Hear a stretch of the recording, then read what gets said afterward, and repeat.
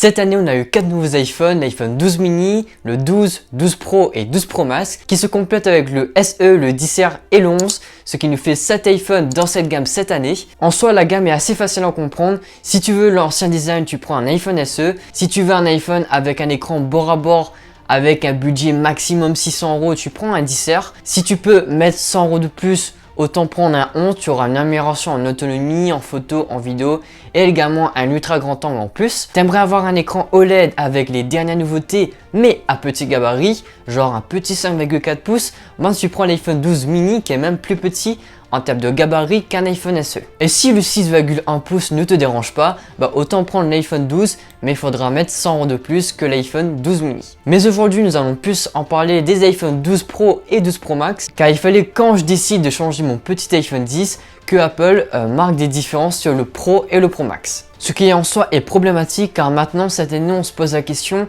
est-ce qu'il vaudrait mieux prendre un iPhone 12 Pro ou un iPhone 12 Pro Max? Car avant il n'y avait que l'autonomie et la taille qui étaient différents depuis le 10S Max.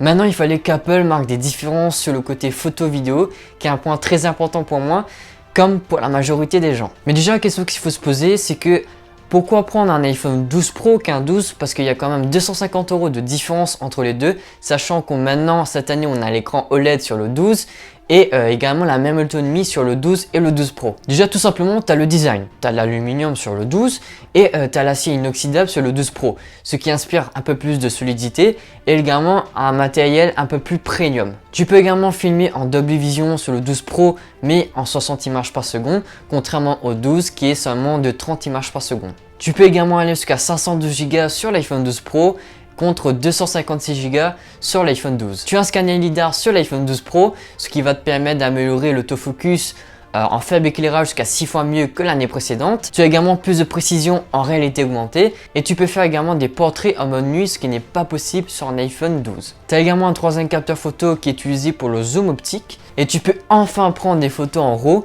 ce qui va te permettre d'avoir un peu plus de détails dans la photo et également faire un peu plus de retouches sur la photo. Donc si tu es vidéaste ou photographe, tu as besoin de beaucoup de stockage ou également tu aimes la réalité augmentée, alors prends un iPhone 12 Pro, sinon l'iPhone 12 reste un excellent iPhone. Maintenant revenons à notre sujet principal, est-ce qu'il faudrait prendre un iPhone 12 Pro ou 12 Pro Max? Déjà regardons les différences sur le côté photo vidéo. L'ultra grand angle c'est exactement la même chose sur l'iPhone 12 mini, 12, 12 Pro et 12 Pro Max. Donc là-dessus, il n'y a rien à dire. Mais sur le grand angle, vous avez un capteur plus grand sur le Pro Max, ce qui permet d'avoir 87% de plus de lumière qui rentre dans le capteur, contrairement au 12 Pro qui a seulement 27% de plus de lumière qui rentre dans le capteur, contrairement aux iPhone 11 Pro. Tu as également la stabilisation optique par déplacement de capteur sur le 12 Pro Max, ce qui permet d'avoir un peu plus de stabilisation, notamment pour les vidéos du type vlog. La différence entre les deux stabilisations, donc stabilisation optique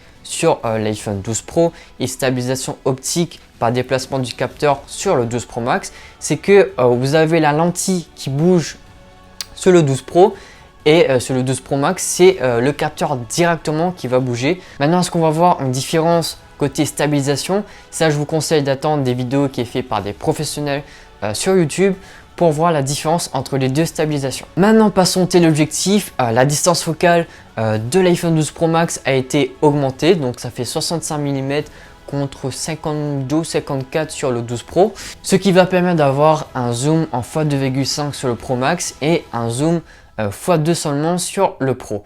Donc vous avez un zoom légèrement meilleur sur le Pro Max, contrairement à ce que dit certaines vidéos où on dit que c'est x4 et x5, non, pas du tout. Car malheureusement sur le site d'Apple, c'est écrit amplitude du zoom optique en x5 sur le Pro Max et en x4 sur le Pro.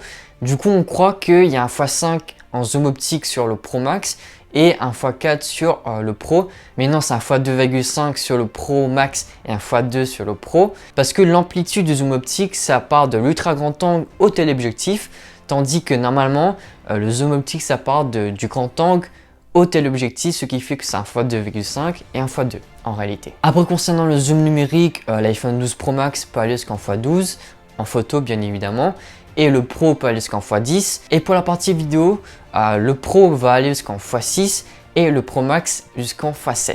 Mais malgré tout, le Pro Max a une ouverture inférieure au Pro parce qu'il s'ouvre à f2.2 tandis que le Pro il s'ouvre à f2.0. Malheureusement, c'est à cause de la distance focale qui est plus élevée sur le Pro Max, ce qui fait que l'ouverture est un peu plus grande. Donc vous allez capter moins de lumière sur le Pro Max que sur le Pro. Et bien évidemment, le capteur photo à l'avant reste le même sur les 4 nouveaux iPhones. Donc au final, tu peux avoir des belles photos de nuit, avoir un meilleur zoom et avoir également une meilleure stabilisation pour le côté vidéo. Même si tout ceci est intéressant, il y a quand même un petit point qui est dérangeant pour certaines personnes, dont moi, c'est la taille de l'écran. Cette année, on est passé de 5,8 à 6,1 pouces sur le Pro et sur le Pro Max, on est passé de 6,5 pouces à 6,7 pouces, ce qui est quand même énorme sur le Pro Max. Donc, est-ce qu'il vaut mieux avoir des belles photos de nuit, un meilleur zoom, une meilleure stabilisation en vidéo et subir la grande taille de l'iPhone au quotidien, ou faire l'impasse sur ces petites nouveautés là sur le Pro Max et choisir la portabilité? Moi personnellement, j'ai fait mon choix, je choisirais le 12 Pro pour sa petite taille. Car si vous n'êtes pas quelqu'un qui fait beaucoup de photos de nuit, qui utilise beaucoup le zoom, bien évidemment je parle du zoom de l'appareil photo et non de Snapchat, et également des vidéos en courant, donc en mouvement, l'iPhone 12 Pro Max ne sert strictement à rien, sauf si vous aimez les grands écrans et avoir une meilleure autonomie. Donc finalement, quand on prend du recul, la gamme d'iPhone, elle n'est pas si compliquée que ça. Sauf bien évidemment pour les vendeurs où il faudra retenir toutes les différences entre les iPhones. Mais en tant qu'acheteur, si tu sais quels sont tes besoins, donc le design, la taille d'écran, la photo, la vidéo, également l'autonomie, qui sont les 5 points important à regarder en priorité, la gamme d'iPhone est assez facile à comprendre. En tout cas, moi j'ai hâte de recevoir l'iPhone 12 Pro en bleu Pacifique dans mes mains. Sinon, on se retrouve mercredi pour parler d'un sujet qui fâche sur les nouveaux iPhones. N'hésitez pas à vous abonner à la chaîne. C'était Robin. Ciao, ciao!